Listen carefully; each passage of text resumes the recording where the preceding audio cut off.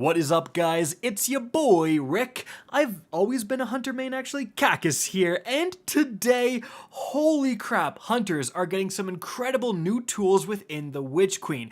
You hunter mains that keep complaining about hunters never getting good exotics, y'all can't be saying that anymore. Now, yesterday I posted an incredible Void 3.0 Hunter build where you basically get 100% invisibility uptime, absolutely nutty. If you haven't checked that out, definitely do.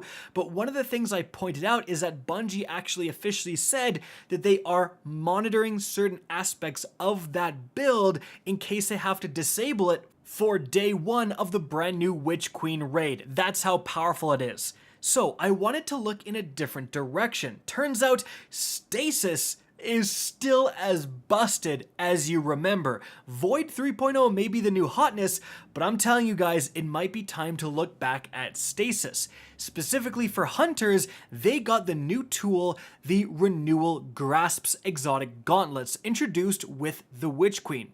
So they have the intrinsic perk Depths of Duskfield. Your Duskfield grenades have a much larger effect radius. Allies inside the Duskfield take reduced damage, and targets inside the area deal reduced damage. Wow, so you're basically turning your Duskfield into almost like a mini Ward of Dawn, helping yourself and your allies with their survivability. But how much of a larger effect radius are we really talking about here? I mean, like, is it that insane? Well, here is a normal Duskfield grenade with nothing on it, and then here is with the Renewal Grasps on, and as you can see, hey, that's a pretty substantial increase there. Like, that is definitely noticeable. But wait a minute, I'm sure some of you guys thought the same thing. Isn't there something that hunters already have access to that increases the size of the Duskfield grenade? And yes, they get the Touch of Winter stasis aspect. So it says right here, Duskfield grenade increases slow field size and creates a small stasis crystal on impact. And the gauntlets actually already added a stasis crystal. I'm sure you guys noticed that as well. Now, do these two things stack? Well, it turns out they do. So right here, normal Duskfield, hitting the ground, you can see the size. Then we've got someone with the Touch of Winter hitting in the middle here, and then myself with the gauntlets and Touch of Winter. As you can see, holy crap. You're basically throwing a small moon when you're talking about your Duskfield radius size. Like, this is substantially bigger than a normal Duskfield. And remember, it's not just necessarily bigger to slow and freeze enemies within it. By the way, that's obviously incredible. Like, you can cover almost an entire Crucible map and slow anyone within. But also, you're getting that damage resistance, and enemies are doing less damage in this massive area. So in a PvE encounter, which is where the build I'm going to talk about is based around, you can throw it and cover a huge portion of, for example, an objective where enemies are spawning, a mechanic you have to do. This is very, very useful. And unlike a bubble or a well, you can't destroy a Duskfield. You can kill the crystal inside, but that dome will still remain and still give you damage resistance. In fact, speaking of that damage resistance, when you go inside, as long as the crystal is still up and you have the resist fragment we're going to talk about later, you get resist times 3. Which is the same icon you see when you're using the Well of Tenacity, and that gives a 50% damage reduction. So I think it's somewhere in the range of 30 to 50% damage reduction you're getting from these exotics. So I've got a stasis build here that abuses the heck out of Duskfields. Like, I am literally talking, you will get your grenade back before the first one is finished. So first things first, in terms of the aspects, you are going to want Grim Harvest. This is going to create stasis shards when you kill slowed or frozen enemies, which happens just all the time, and 3 fragment slots is nuts. Then of course we are using Touch of Winter to make our Duskfield again planet-sized. And then in terms of the fragments, first off, Whisper of Torment. You gain grenade energy each time you take damage from targets. This is so good because you can literally sit in your Duskfield taking a ton of damage but not dying because of the damage resistance, and you watch your grenade energy shoot up.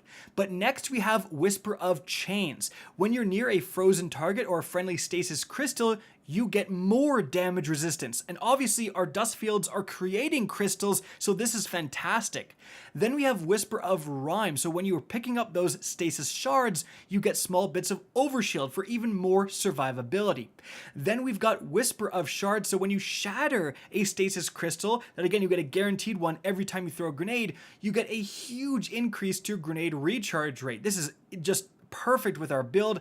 And then lastly, Whisper of Conduction to suck those stasis shards to you so you don't have to go out of cover and go get them. You could just basically play the game normally and you'll constantly be getting those stasis shards. Now, in terms of our weapons, we got to use the Aegir's Scepter. This thing is arguably one of the best stasis guns in the entire game, and I think the best stasis build enabler in the entire game. When you get a kill with this thing, it's going to cause a burst of stasis that freezes nearby enemies. Just incredible, triggers all of our different stuff, and a lot of people forgot that Trace Rifles also got the plus 40 damage buff to red bars that exotic primary weapons did. So the Aegir's Scepter is absolutely melting red bars, which is amazing because it just means you freeze everything. Then we have a BXR Battler with Demolitionist and Adrenaline Junkie. Just any good energy weapon with demo, obviously, to get your grenade back more often is great. And then we have the brand new Palmyra B Stasis Craftable Rocket Launcher. So this thing has incredible perks. It can get auto-loading and Ambitious Assassin, and then it can get Explosive Light, and I think even Frenzy, and also Lasting Impression. This thing is literal god tier, and again, it's stasis.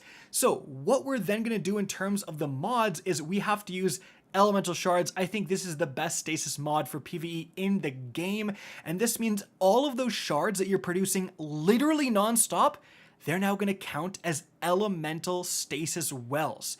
So there is a cooldown, so you're only going to activate this once every 5 seconds, but still, you're getting so much shards, literally constant shards. Every 5 seconds, you're going to guaranteed pick up a well, basically, because of this. And that means we can use Well of Restoration, giving you even more energy for the least charged ability. Since we're doing nothing but spamming nades, that's often our least charged ability.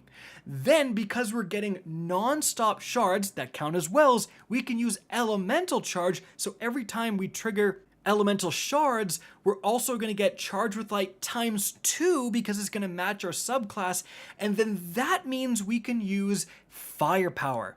This mod means that when you throw your grenade, you consume a stack of light and get a big chunk of your grenade energy back. It's basically like another grenade kickstart, and again, because we're literally non-stop getting shards, we're always charged with light, so it's basically always going to trigger. And lastly, guys, we do have one Font of Might, where picking up those elemental wells, or again, those stasis shards count, gives you 10 seconds of 25% bonus damage to your stasis weapons. So obviously with the Aegir's Scepter, that means we're absolutely slaying out with that thing, freezing everything, but more importantly, for that stasis rocket launcher, 25% bonus damage on like an explosive light rocket launcher cracks. Like, that is actually incredible, and that is really going to help with your damage output.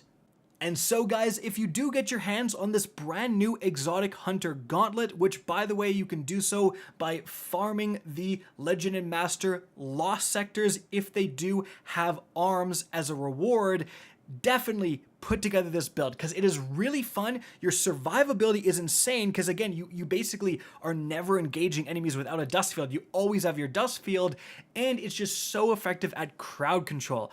Honestly, if the Void invisibility shenanigans I talked about in the previous video do get disabled for the raid, this is something I'm considering. Like, this is actually pretty nuts. And guys, if you've stuck around this long, the podcast I host with MTash and True Vanguard, the Real Gamer Hour, where we talk about the craziest news stories this week in gaming, it's live basically at the same time this video is going out, so simply click the card up above and we again should be live.